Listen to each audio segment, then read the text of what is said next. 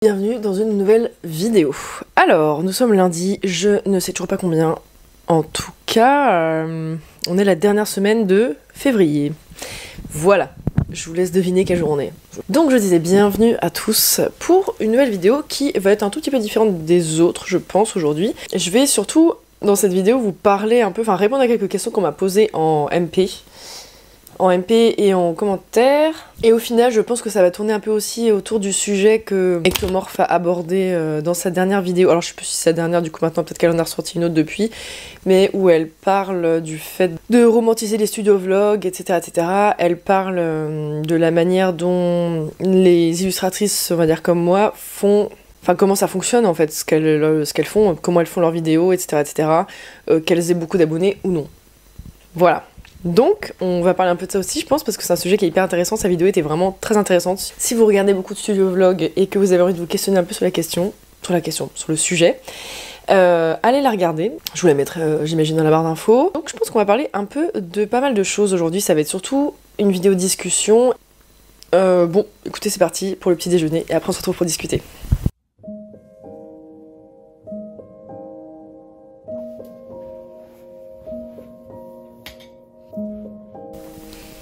Bon, on se retrouve ici pour le petit déjeuner, et puis pour commencer du coup à discuter un petit peu.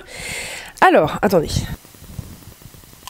Donc les questions, ça commence par mon parcours, qu'est-ce que j'ai fait avant en gros, pour devenir illustratrice, c'est ça.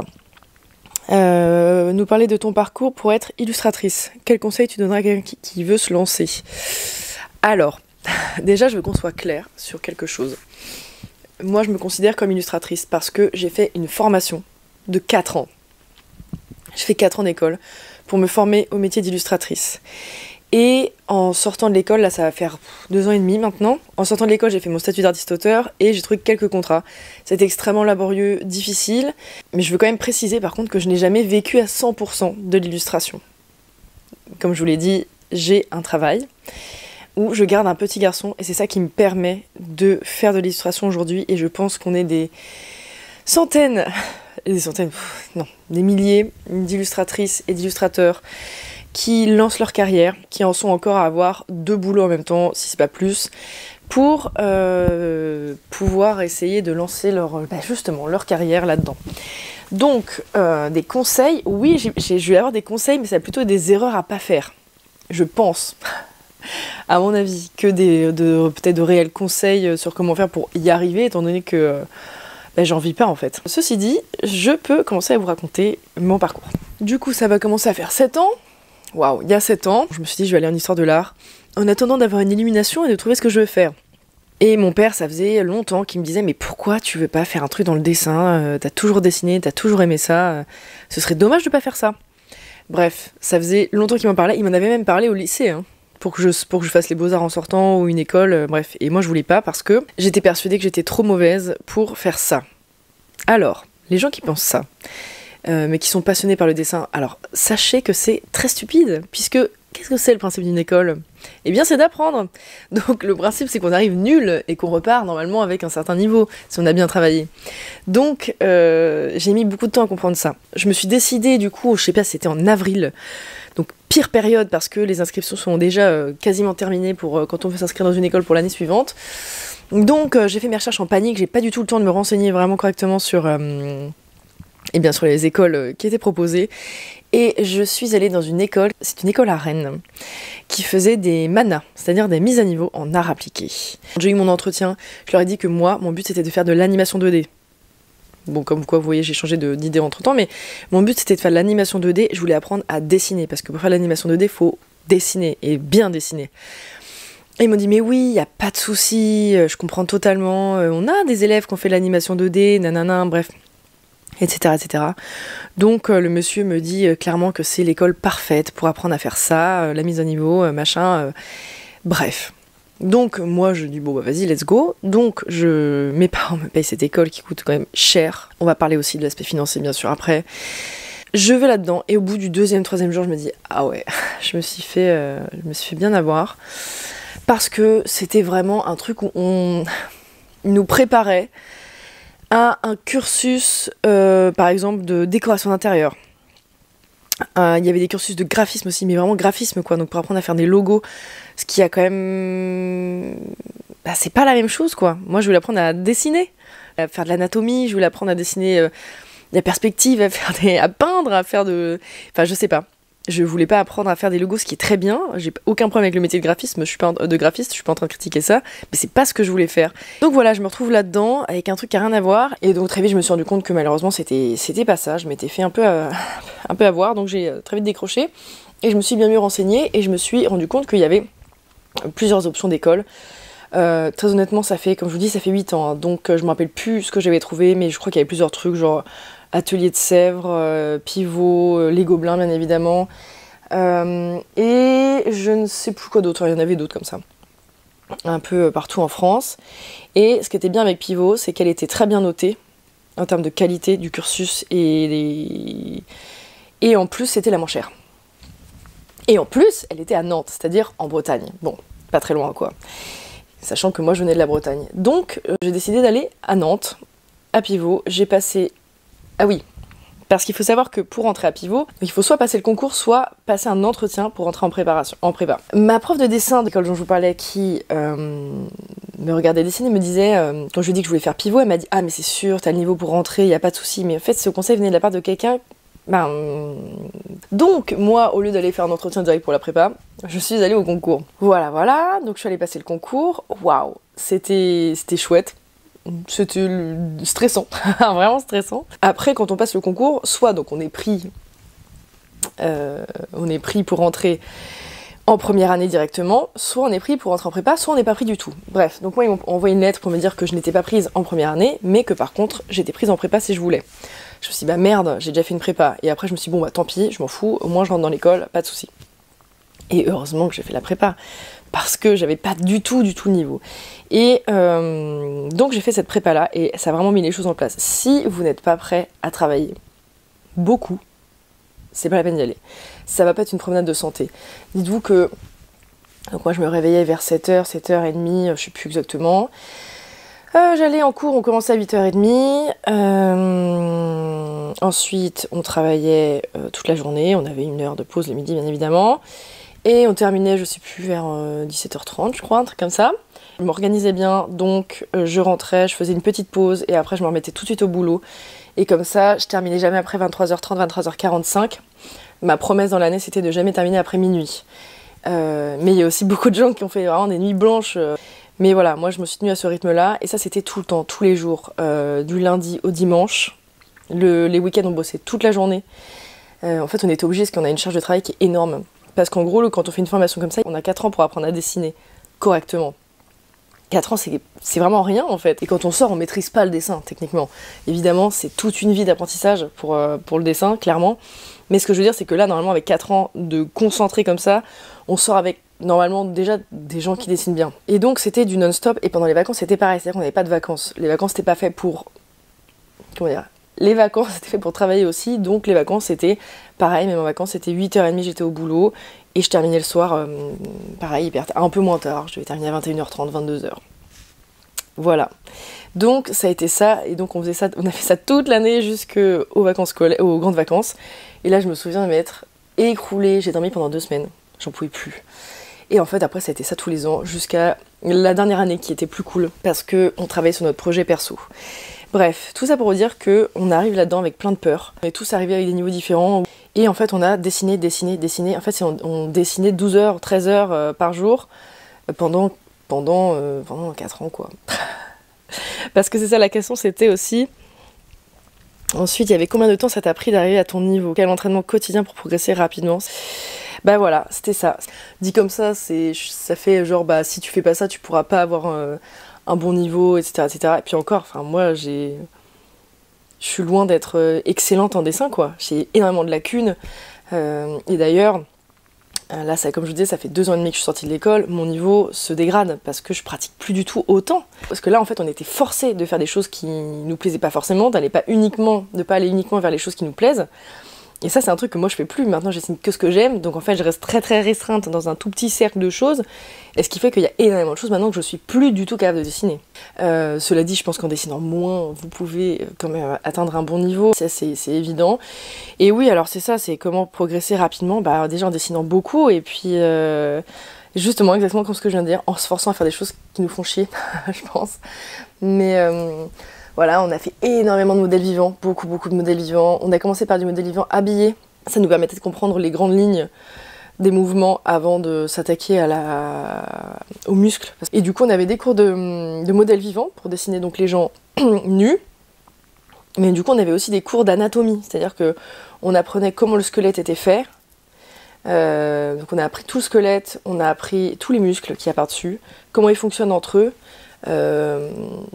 Pour créer le mouvement. On avait justement un cours de mouvement. C'est un peu bizarre dit comme ça, mais c'était un cours, je sais plus comment il s'appelait ce cours.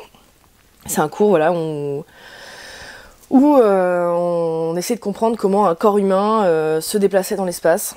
Et du coup, on faisait aussi du modélisme 3D en pâte sculptée, donc c'est comme de la pâte Fimo en gros. On a dû modeler des choses, donc des têtes, des machins, des trucs comme ça. Bref, donc on avait des cours de couleur, on avait 2 cours de peinture. On avait aussi un cours vraiment plus graphique, alors pas de graphisme, mais un cours où le prof nous apprenait à s'inspirer d'autres artistes et à se réapproprier un peu leur façon de dessiner ou leur façon de peindre, comment est-ce qu'ils pensaient la couleur, comment est-ce qu'ils pensaient la composition, comment est-ce qu'ils pensaient leurs traits. S'inspirer des autres artistes, c'est important pour apprendre. Le but, c'est pas de copier, parce qu'il y a plein de gens qui font ça, qui littéralement copient les autres artistes, enfin un artiste qu'ils aiment, pour dessiner littéralement comme eux et en faire leur carrière. Je trouve ça terrible. Là, le but, c'est de comprendre comment un artiste fonctionne, pour apprendre de lui, intégrer les choses, et quand on fait ça avec plein d'artistes et qu'en plus on met sa personnalité dedans, et ben on finit par trouver un peu sa voix. Et voilà, il y avait plein de cours comme ça, et voilà, c'était très très large. Donc ça, c'était un peu les 2 premières années. Et ensuite, on se spécialisait pour les 2 dernières années. Donc moi, j'ai choisi la filière illustration finalement, pas la filière animation 2D. Donc voilà, et donc moi j'ai fait illustration. Donc là, c'était vraiment un peu plus visé. Voilà, comment créer un livre de A à Z, comment composer une image. Ce que je fais, c'est plus pour enfants. Mais en fait, dans mon cursus, il y avait plein de gens qui voulaient pas du tout faire ce que je suis en train de faire. C'était pas forcément l'illustration pour les enfants. Il y en avait qui faisaient plus vraiment de la peinture, genre comme des tableaux, d'autres qui faisaient des trucs pour des jeux de société hyper fantasy. Enfin, en fait, voilà, tout le monde, il y avait une palette complètement différente de personnalités qui faisait qu'on n'était pas beaucoup à faire la même chose en soi. Donc c'était très chouette. Et du coup, on avait plein de cours qui balayaient un peu tout ça. Donc moi, il y a des cours dans lesquels que j'ai pas du tout apprécié parce que peindre des trucs de fantasy toute la journée, ça me faisait vraiment chier. C'est pas un truc que j'aime ça, en plus j'aime en lire. Juste peindre, non, moi c'est pas... Enfin, bon bref, c'était pas mon truc. Voilà, énormément de remise en question tout le temps. Ça a été un sacré voyage. Ça a aussi été franchement les meilleures années de ma vie en termes de... j'allais dire scolairement parlant. Justement parce que j'étais une très mauvaise élève à l'école. Disons que j'ai jamais... comment dirais-je ? Ça a été très compliqué pour moi. J'étais pas capable de me concentrer plus de 5 minutes. Donc si vous voulez, c'était un peu compliqué. À part sur les sujets qui me passionnaient, littéralement. Donc quelques matières comme justement la littérature ou le français. Donc ça fait pas beaucoup de matières d'ailleurs. Et arriver à pivot et voir que je pouvais m'en sortir, et ça m'a tellement appris. Ça m'a appris que je pouvais être rigoureuse. Qu'en fait je pouvais maintenir un appartement rangé, parce qu'en fait je me suis aussi rendu compte que si c'était le bordel chez moi, et ben c'était impossible de dessiner, parce que impossible de travailler, parce que j'habitais dans un 17 mètres carrés, un truc comme ça. Donc en fait ça m'a appris la rigueur. Bon, qui s'est assouplie depuis bien évidemment, mais ça m'a appris 1000 trucs. Ça m'a appris que j'étais capable aussi de faire en fait. Voilà, moi je suis quelqu'un qui n'a pas du tout confiance en soi, à la base. Et vraiment, je me dénigrais tout le temps, je me pensais capable de rien. Et là je me suis dit, en fait si, t'es capable. Et en fait je sais pas comment vous dire à quel point ma vie a changé à partir de ce moment-là. À quel point j'ai arrêté de me détester. À me dire, ah mais t'es pas une merde. C'est horrible de dire ça, mais en fait je pense qu'on est beaucoup quand même, malheureusement, un peu à l'adolescence, et quand on est jeune adulte, à se sentir comme ça, et du coup à se comporter mal envers soi-même aussi, parce que c'est ce que je faisais, je me traitais vraiment pas bien. Et ouais, ça m'a vraiment sorti de, je pense, d'années compliquées. Donc après ça a été un long travail, parce que voilà, mais c'est quand même ce déclic-là Le fait de me rendre compte que j'étais capable de faire des choses, d'atteindre des objectifs. Si vous avez la possibilité de faire une école d'art, faites-la, et que vous en avez envie, bien évidemment. Pas si vous n'en avez pas envie. Si vous avez envie, si votre idée c'est ça, faites-le. N'hésitez pas, si vous êtes mauvais, si vous avez trop peur d'être trop nul, mais c'est ridicule parce que oui, vous allez rentrer là-dedans, vous êtes nul, moi j'étais nulle. Enfin, nul. Il faut accepter d'être nul des fois. Hein, c'est comme ça qu'on apprend. Quand on décide d'apprendre quelque chose, et ben, si vous rentrez à l'école en sachant déjà dessiner, pourquoi aller à l'école dans ce cas-là? Aucun intérêt. Donc voilà, c'est pas grave. Et au début, il y a la peur du regard des autres. Moi j'étais là, oh, punaise, mais les autres ils vont voir comment je dessine trop mal, ça va être affreux. Mais en fait, dites-vous que tout le monde, à part 2-3, il y a toujours 2-3 personnes dans la classe qui se la pètent un peu. À part ces 2-3 personnes-là, tout le monde est terrifié de montrer son boulot. Et en fait, on apprend aussi petit à petit à se décanser là-dessus, à partager son travail. Ah ouais, toi t'as fait comme ça. Bah moi j'ai fait comme ça. Ah, bonne idée. Bref. Et en fait, c'est hyper bienveillant. Les gens sont hyper bienveillants entre eux, ça se passe très très bien. Bon voilà pour mon parcours scolaire. Je vais essayer d'accélérer un peu parce que c'est très long et j'en ai conscience, je suis désolée, mais il fallait bien expliquer un peu ça. Surtout pour ceux qui, j'imagine que parmi vous, il y en a qui hésitent à faire des écoles peut-être. Donc voilà mon avis dessus. Faites-en ce que vous voulez. Ensuite, je suis sortie de l'école et nos profs nous ont dit que ça allait être ultra difficile parce que même s'il y a de la place pour tout le monde, eh ben, ils laissent pas rentrer tout le monde. Donc en fait, c'est un enfer. Ils nous ont dit que ça allait être très dur, particulièrement déprimant, qu'on allait traverser des périodes difficiles, mentalement, et qu'il y a que très très peu d'entre nous qui arriveront à en faire leur carrière parce que il faut tellement persévérer et s'accrocher que la plupart des gens lâchent en cours de route et que ça peut mettre, si on a de la chance, énormément de chance, et qu'on s'y est bien pris, bien évidemment, et qu'on a fait tout ce qu'il fallait, et ben on peut trouver du travail assez rapidement, ça arrive des fois, quand les opportunités sont bien alignées, mais ça peut aussi mettre 5 ans à démarrer une carrière. Donc malheureusement, il y a beaucoup de gens qui lâchent, et ils nous ont même d'ailleurs fortement déconseillé, et ça je trouve que c'est vraiment dommage, de prendre un travail à mi-temps. Alors déjà ça veut dire partir du principe que tout le monde est capable de...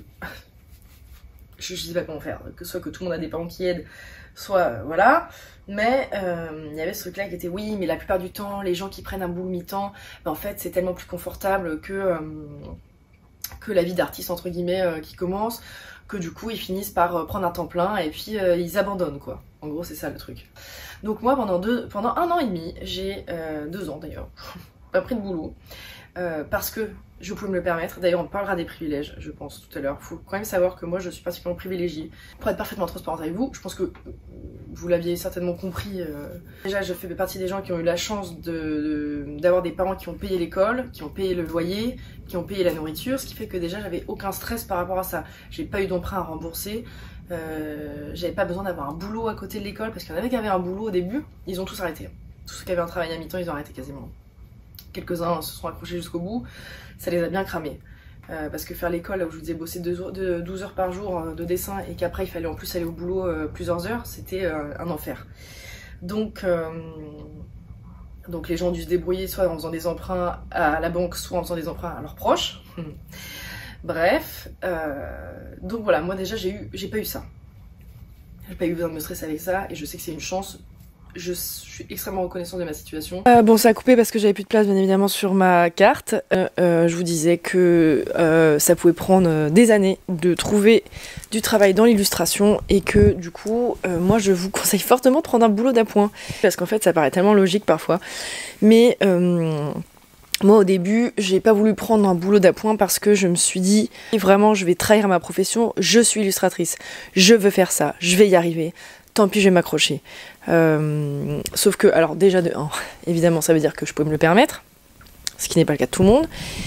C'est-à-dire que donc mes parents payaient mon loyer et me donnaient en plus environ 200 € par mois.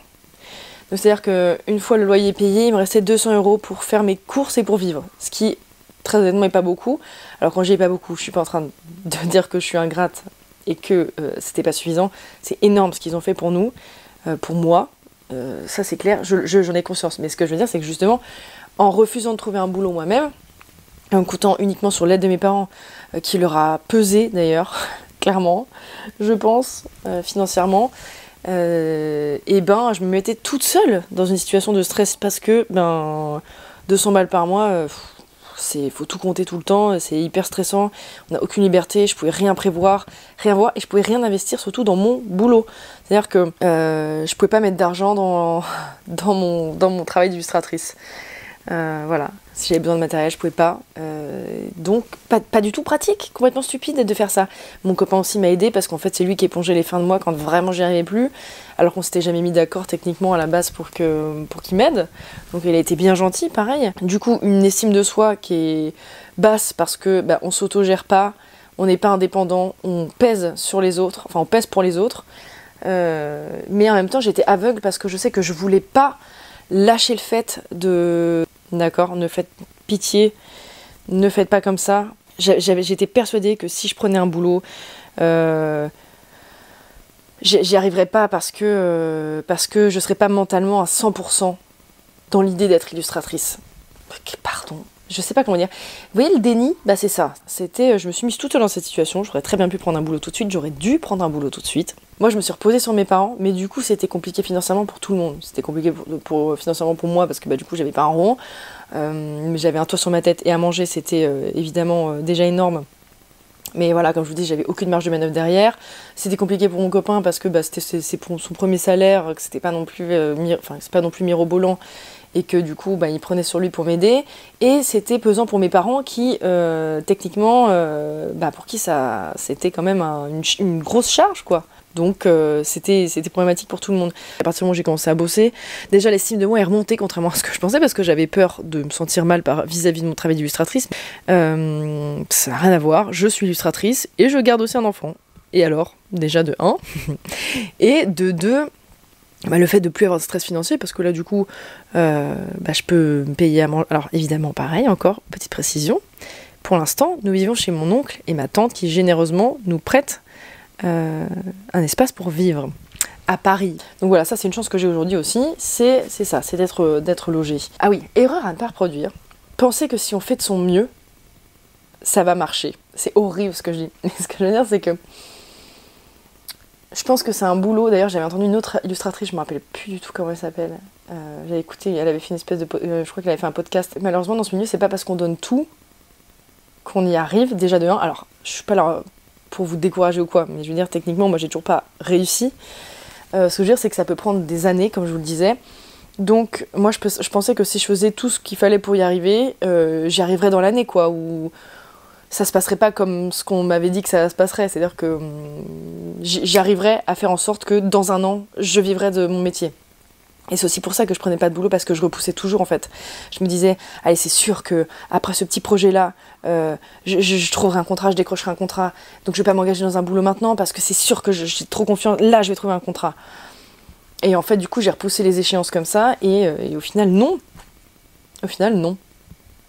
Donc, ce que je veux vous dire, c'est pas d'arrêter, de vous décourager, de vous dire, du coup, je le fais pas, ou ça vaut pas le coup. C'est pas vrai, je pense que ça vaut totalement le coup d'essayer.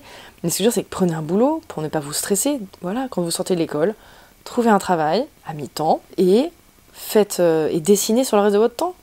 Dessinez sur le reste de votre temps et démarchez l'esprit tranquille, avec de la nourriture dans le ventre et un toit sur la tête. Ce sera mieux. Donc voilà pour mon parcours. Sur cette période, j'ai décroché quelques petits contrats avec un magazine pour enfants. J'ai fait plusieurs contrats pour eux. Et ensuite, j'ai trouvé mon contrat chez Matin Qu'a Journal pour lesquels j'ai fait un peu plus de 15 illustrations. J'ai dû faire une trentaine d'illustrations pour eux. Si voilà, à un moment ça a été trop de stress, et j'ai pris mes responsabilités et j'ai décidé de prendre un travail à mi-temps. Et depuis, comme je vous le disais, ça va beaucoup mieux parce qu'en fait, je suis beaucoup plus créative. Lana Songe qui parlait de ça dans une de ses vidéos, c'est une autre illustratrice aussi qui fait des vidéos, qui parlait du fait que depuis qu'elle était, alors elle sait parce qu'elle était maman, depuis qu'elle était maman, elle avait techniquement moins de temps pour dessiner, mais en fait, cette espèce de petite frustration de quand elle dessine pas fait qu'elle cogite beaucoup plus et qu'elle est beaucoup plus créative. Et moi, c'est exactement la même chose. C'est-à-dire quand je suis au boulot en train de m'occuper du petit, déjà comme c'est un enfant qu'on lit beaucoup d'histoires, waouh, ça mouline là-dedans, genre je passe mon temps à réfléchir. Et j'ai tout le temps des idées, tout le temps des trucs, je me dis, faut que je fasse ça, ça me donne trop envie de faire ça, tel truc. Donc déjà, ma créativité, pareil, ça la nourrit aussi énormément. Je m'attendais pas à ce que ça fasse un lien, ce qui est pourtant pas si absurde étant donné qu'en effet c'est un enfant qui fait de l'illustration plutôt jeunesse quand même. Donc en fait ça apporte de l'eau à mon moulin et les deux se complètent plutôt très bien en l'occurrence mes deux boulots, moi j'ai de la chance là-dessus. Je trouve que ça booste aussi énormément ma créativité de pas être toute la journée enfermée à la maison, la tête sur mon bureau à me dire punaise qu'est-ce que je dois faire maintenant, où est-ce que je dois aller, je sais plus, qu'est-ce que je dois démarcher, non. Voilà, ça a permis d'arrêter les réflexions quoi, intempestives et polluantes. Donc voilà, je vous donne pas des conseils clairs dans le sens je vous dis pas, voilà, petit 1, faites comme ci, petit 2, faites comme ça. Je vous donne mon retour d'expérience. Donc voilà pour mon parcours. C'était long, parce que voilà, il fallait que je vous explique un peu tout. Mais ça, c'est fait. J'ai un peu digressé un peu partout. Donc c'était quoi les autres... Alors je pense d'ailleurs que le message qu'elle m'a envoyé, cette abonnée, c'était certainement après avoir vu. C'était juste après la sortie de la vidéo d'Ectomorph. Et je me demande si ça n'a pas un lien. Parce que voilà, ensuite, donc ça on en parlera plus tard, on va d'abord faire à manger. Donc il y avait que tu nous fasses une vidéo pour nous parler donc de ton parcours pour être illustratrice. Quels conseils tu donnerais à quelqu'un qui veut se lancer, les erreurs à ne pas faire en tant qu'illustrateur. Donc les erreurs c'est ça, vous mettre trop la pression et vous mettre dans une situation inconfortable, donc prenez un boulot. Les erreurs à ne pas faire, alors attendez, des conseils pour se lancer, franchement j'en ai pas je crois. Faut juste faire en fait, faut faire. Ah oui bah si, les conseils aussi c'est cesser de se comparer aux autres en permanence. Ça c'est essentiel, il va falloir vous forcer à apprendre à faire ça. Parce que évidemment je suis pas la meilleure en fait. Déjà on s'en fout, déjà faut se détacher de ça, c'est pas grave. Je suis pas là pour prouver quoi que ce soit en termes de qualité de boulot, je suis là pour exprimer quelque chose, me faire plaisir et faire plaisir aux autres aussi, et je vais forcément trouver mon public. Déjà il y a ça, mais arrêtez de vous comparer aux autres. J'ai pas besoin de me questionner sur ça, la vie c'est pas compliqué, ça sert à rien de se retourner le cerveau et de se dire mais moi est-ce que je suis légitime, est-ce qu'on s'en fout. Juste, si tu as envie de dessiner, si tu as envie de partager ça avec les autres, fais-le. Voilà, tu trouveras ton public, tu vas toucher des gens. Pas besoin de savoir si t'es le meilleur. Et après, elle me demande en fait un peu, voilà, qu'est-ce que fait l'illustrateur, l'illustratrice, les dessous, qu'est-ce que je vous dis pas, est-ce que je vous montre pas, genre les papiers. Donc ça, on va en parler après manger. Je vais aller faire à manger et puis on se retrouve après.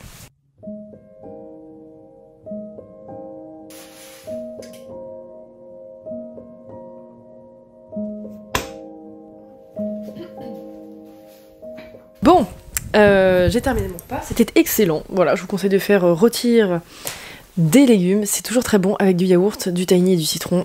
Ça marche extrêmement bien. Bref, alors, ensuite on passait à un autre aspect, c'était la compta. Que fait l'illustrateur, les dessous que tu ne nous dis pas et que tu ne montres pas, genre les papiers et tout. C'est pas qu'il y a rien que je vous montre pas, mais le statut d'artiste-auteur, là, je me suis juste déclarée en tant qu'artiste-auteur. Heureusement, j'ai mon oncle qui est expert comptable, donc il m'a expliqué et il m'a aidé à remplir le papier pour faire la demande. Après, on reçoit son numéro de SIRET et on est artiste-auteur, point. Voilà. Et l'URSSAF va vous demander de payer, de cotiser, tous les 3 mois, je crois. Voilà. Sauf que, bien évidemment, quand vous démarrez votre activité, vous n'avez pas un rond. Donc, vous pouvez aussi dire, ben voilà, moi, j'ai pas du tout de revenus. Donc je peux pas cotiser. L'URSSAF va vous proposer de cotiser à hauteur de quasiment rien. Aujourd'hui je paye, je sais pas, 17 € par trimestre, un truc comme ça. Bon, voilà.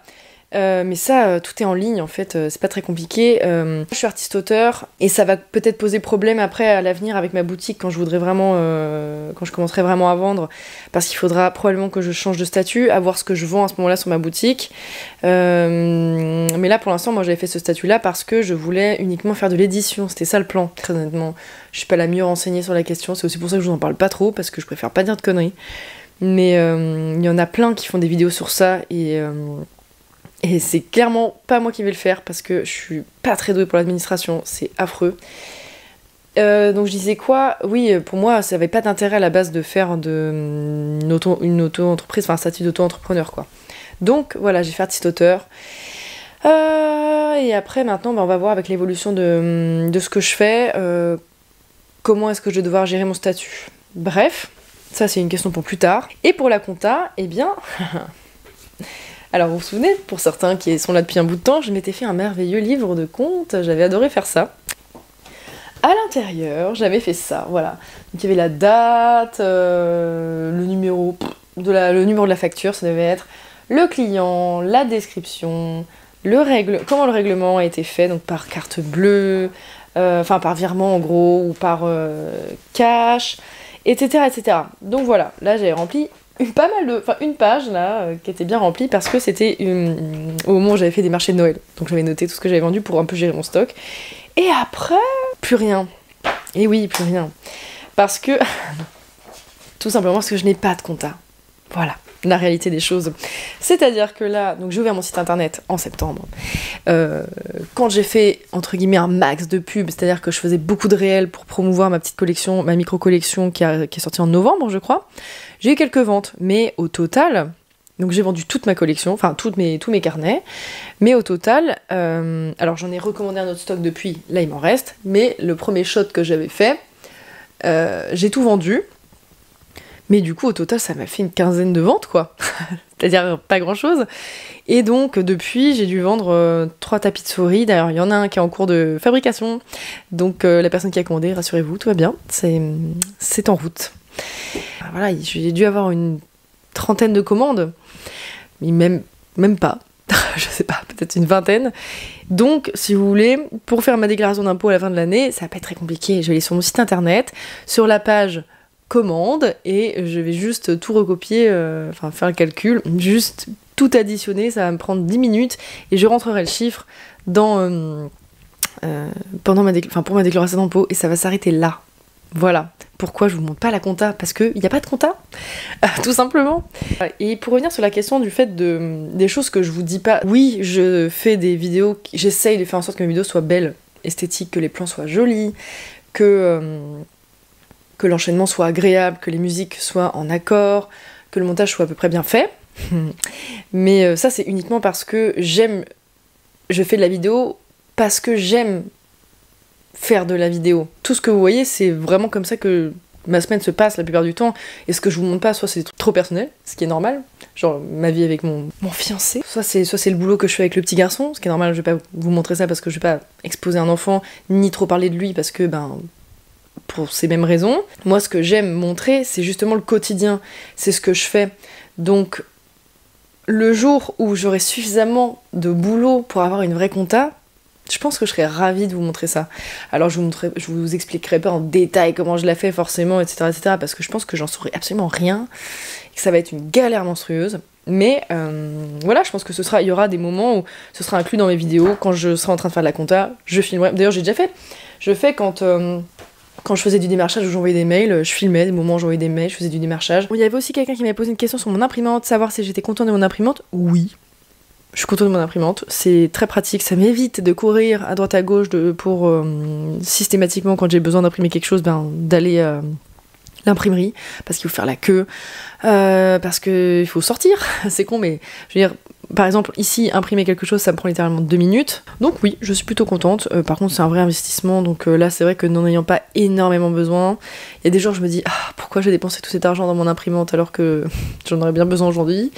Mais en vérité, je me dis non, que ça sert à rien de regretter parce que dans tous les cas, il fallait que j'achète une imprimante et il aurait fallu que je l'achète à un moment ou à un autre. Donc au moins maintenant, c'est fait. Je pense que je vais vous laisser là pour aujourd'hui. Je vous dis merci beaucoup, à la semaine prochaine ou à la semaine d'après, ça va dépendre un peu, je ne sais pas encore trop quand est-ce qu'on se retrouve. En tout cas, j'espère que cette vidéo vous aura intéressé parce que, alors je compte pas faire des formats où je parle beaucoup, très régulièrement parce que je sais qu'il y en a beaucoup que ça ennuie, qui sont pas forcément intéressés par ça. Et que, à l'inverse, certains aussi ont besoin d'avoir peut-être plus d'explications sur l'envers du décor, on va dire. Donc, voilà. C'est fait, je ferai ça de temps en temps si vous voulez, après sinon je vous renverrai vers celle-ci, et puis quand il y aura d'autres questions, j'attendrai un peu, et puis au bout d'un moment je répondrai. On se retrouve la semaine prochaine pour un vlog de dessin. Retrouvez-moi sur Instagram @morwenadécote. Au revoir et à la semaine prochaine. Bisous.